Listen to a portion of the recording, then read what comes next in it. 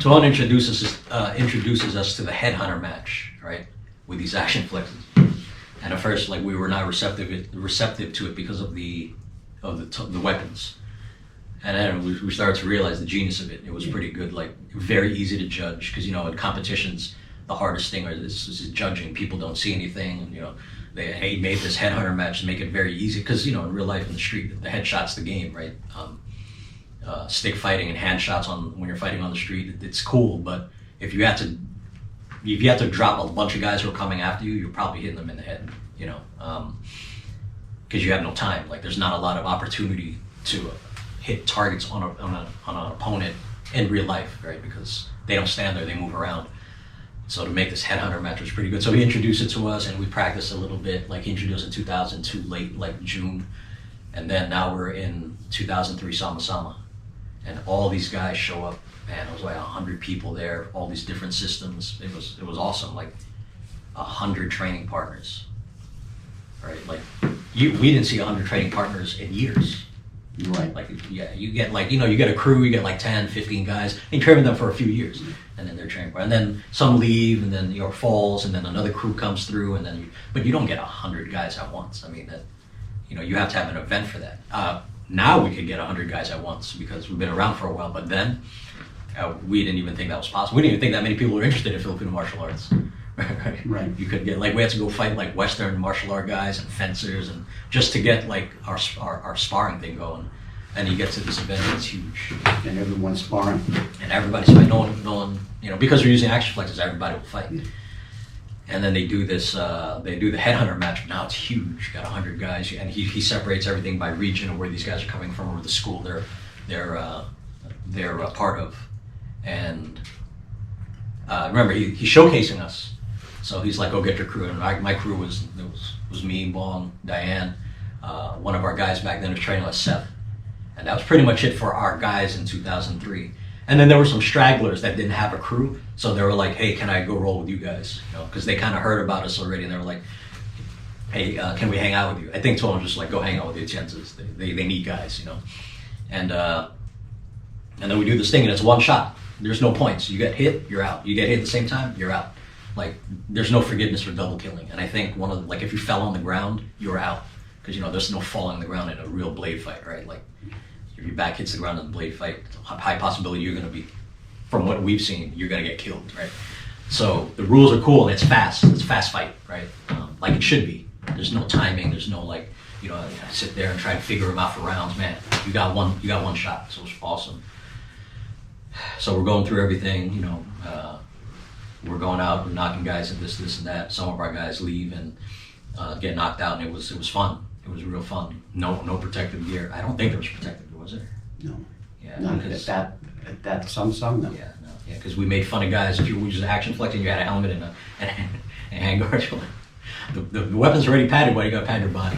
I mean, we don't think that now. Like, of course, don't get hurt, right? Because later on, we're knocking guys out and breaking hands with those things, so the armor was necessary. But back then, we would kind of like shame guys to take off their armor, And if you hit hard enough in the head, they would pause because it was enough to make their heads rattle.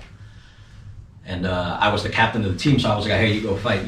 All right, you go. All right, you take two. You knock two guys out. Take a break. You go out. All right, they'll double kill. Good, you knock the guy out. And all right, you go out. You got one fight. All right, go ahead. You sit down. And if I see the guys getting a little too excited after their first win, they might double kill or get hit. I pull them back and I put a new guy in there who's got to reset. Who's all reset and fresh, right? So there's the last group of guys who were like the tough group of guys, and there was like 5 guys left, and I was going to just round everybody, one at a time going, and Tuan was like, "Yo, Carly, go ahead." And I was like, "Really?" I said, "Yeah." I said, "Go ahead." So I would go in and fight, and then I come back, and then he goes, "No, I gotta keep going." And I would keep going until it was done. And it was like 5 guys in a row. It was pretty cool. And it was like the hardest guys. I think they were the hardest guys that were over there. Really tough stick fighters, right? And to me, it was just a regular thing. Like, it's, just so happens I was able to do that, like that day, right? Kind of like, "Oh, that's cool, it's lucky," whatever, right? And then I sit down next to Tuan afterwards, and he was like, because the response was crazy. Like, there were people like, "Oh shit, check out those guys." I was like, "Huh." People are really digging this win off of an action flex. Yeah. Like, "Huh, look at that." Like they think these are real. Like, huh. So that's kind of cool. And in reality, you couldn't get 100 guys to fight if it was a stick fight like that, like hard like that with no armor. There was not a lot of guys were down for that, you know. And no headgear, no handgear. You couldn't see that. And I sat down next to Tuan after that, and he goes, "So, what do you think?" I said, "That's cool. It was nice. You know, I was feeling good that, all right, you know, like this is the first time we were inside this event they have every year, Sama Sama, and you know, he was showcasing us, and we did well because you know you don't want to be showcased and not do well, right? Because like you feel like he's, you know, Tuan is wasting his time with us, and then he sits down and is like, "That's pretty good. You did good." He said, "All right, yeah." I said, you know, he told me, you know, if you lost any one of those fights, Atienza would not go off the ground. I was like, what? And I started stressing out right after that, man. I was like, what do you mean? It's like, if you lost any of those fights, like, it wouldn't have had the same effect. I was like, wow. It bugged me out a little bit. It freaked me out. And I was like, huh. And I was like, to me, it was nothing. I wasn't thinking about it. I said, right, that's why you did well. And he was right, because if you told me, don't lose any of these fights or else Atienza would not come off the ground beforehand, I don't know. I don't know if I would have, like, you know, there's that pressure, because you understood that, you know. That pressure. Yeah, that pressure. We were just coming off of this whole trial thing, so we already had a certain amount of pressure. Fighting like this was a relief for us. It was like the release from all the pressure that just happened over the last year. You know, we just went to trial. You know, we just got off all the things, and then all we have to do is spar, like do all this fun and game stuff, especially with an action flex. So it was pretty good. And Tuan was really good at like turning up the pressure or not turning it up, depending on the performance that he wanted you to have at that time, you know. So after Sama Sama 2003, then we keep going every year at Sama Samas. It's pretty cool. He allowed us to wear shirts, and it was pretty good. But after that, people wanted to train. And remember, after the trial, you know, we weren't getting the big influx, so Pamana Tuan allowed us to move around inside the soccer organization. So we were doing seminars in certain spots, and you see the remnants of that today, you know, like Georgia, the Georgia group came from there. California, who's run by Phil Acosta, that started with a soccer group. Connecticut, it started with Guru Rich and Guru Sue, and then there was a branch of that came out and became the Connecticut group.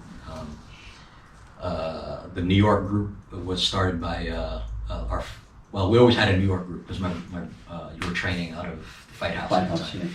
Yeah, but then Guru Nixakulis brought us in for a little bit, and we started a group there, and then that group is kind of like we've always had a group, but Guru Nick helped us out with students, and then you see some of those guys still train with us now in the New York group under Tuan Leo. Then there's other groups that started that weren't part, like Miami with Guru Courtney. He came to us on his own, and then Guru Mike Pano, who was training with my brother, who runs Bayani down in Texas. He's got his own group down there. Even in Texas, Tuan Harley was bringing us in for a little while. We're trying to get our curriculum right, you know. And in the beginning, he would tell us that, you know, you got to be careful what you put out, because you're putting out information that was like something you figured out 30 years into your training, and you think it's the first thing you're teaching. And we didn't understand that at the time, because like this is what we're doing, and it made us think about a progression, not just what we're doing at the time.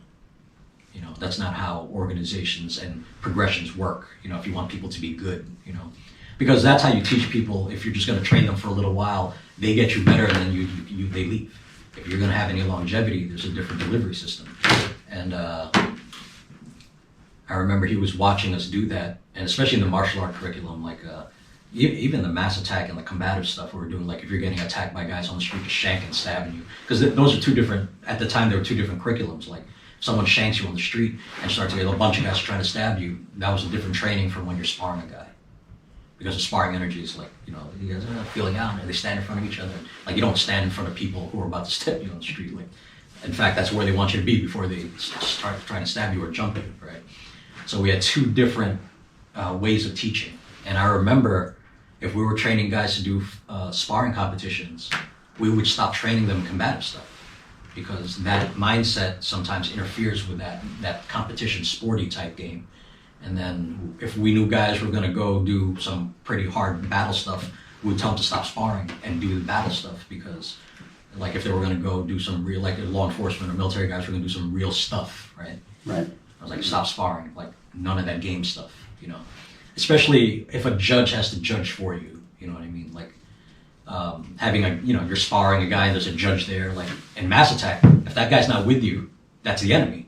You can't ignore that guy, like, just because he's the judge. So even stuff like that, you couldn't have that, you know? So he told us to, you know, make templates and drills, transition drills.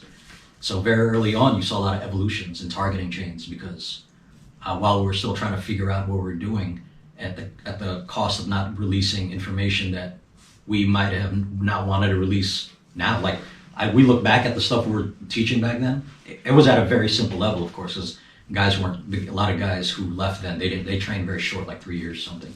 And if we expanded on that too early, we would have regretted it today. So I'm glad he caught us on that. You know, a lot of his lessons were like that. You didn't understand those lessons until like 15, 20 years later. It's clear to us now. Right. Thank God those guys couldn't get it. Yeah, and they didn't train long, so Right. it was kind of our own little security thing, you know. Evos, and you saw a lot of targeting chains, which is weird because people love drills.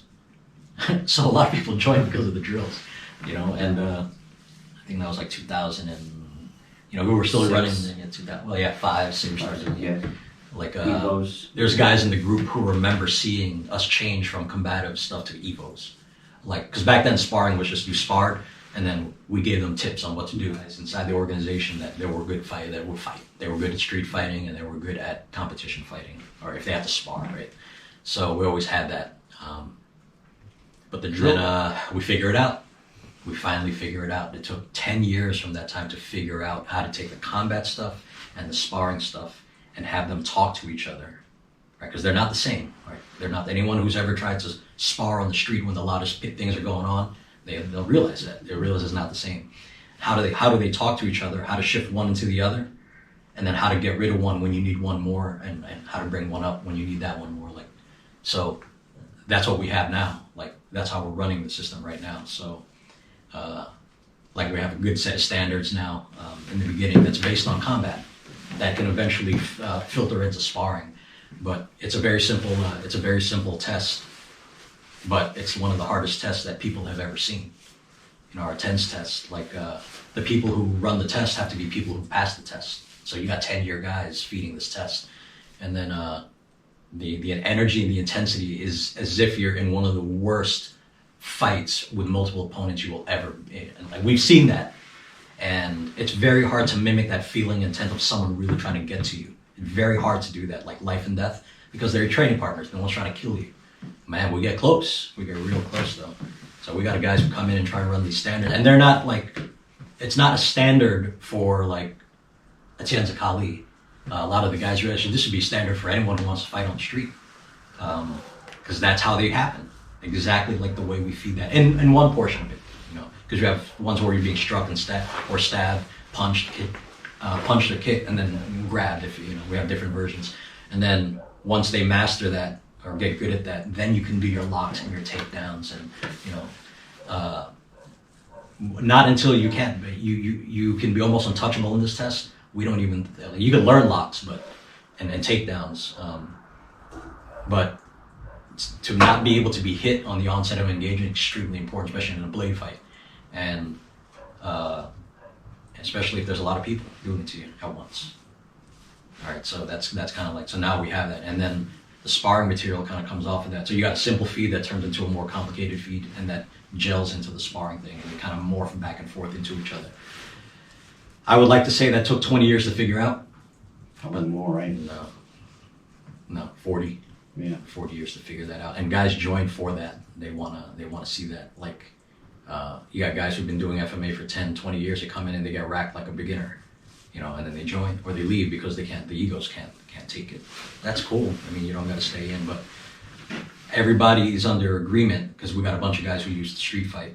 That test, that standard is, if you could pass that test, you're probably gonna do real well when on the day that someone's gonna shank the fuck out of you, or someone's gonna try to hit you with a fire axe or a machete or a pipe. It's one of those tests, and it takes a while to get good at it. I think our average now is like guys who are clean at it, at the Mass Attack test. probably 7 years when they're starting to get clear. Like they're still kind of scared as the test is being delivered, but they're doing well. It takes about 10 years for you not to be scared, like it's a game. Like you're taking something that's real and it feels like a game that takes about 10 years, which makes sense because Brazilian Jiu-Jitsu takes 10 years to become a black belt. You know, like why wouldn't it take that long for you? You know, that's how good you are when you're rolling around on a mat doing grappling. If someone's trying to kill you, it should take at least 10 years for you to get good at someone to stop somebody from killing you. So it makes sense, you know. And luckily and unluckily, we got a lot of guys in the organization who've seen it, and I get their feedback. Say, what do you think about this test? It's like, shit, this should have been around in all versions of martial arts, and they are. This test is strictly combative. Like, someone's trying to stab you and take your child. What do? Or a group of guys are trying to stab you, kill you, and take your child. Like, which is stuff we've heard about. And what do? You know, like how do you train that? And in the beginning, the people are in the TENS test. They're overwhelmed by the energy of the attack. You know, and I tell them, look, you got to be comfortable in that because that's just one guy. The Mass Attack TENS is 3 people, and that energy is times 3. You got to love that. You got to love to be in that. That's why we run that slick in the chaos. You got to love the chaos, and once you're slick in that chaos, it's no longer chaotic. So. And only thing that does that is skill, straight skill. The mindset is good, but the skill and the mindset, skill first and then mindset. Like,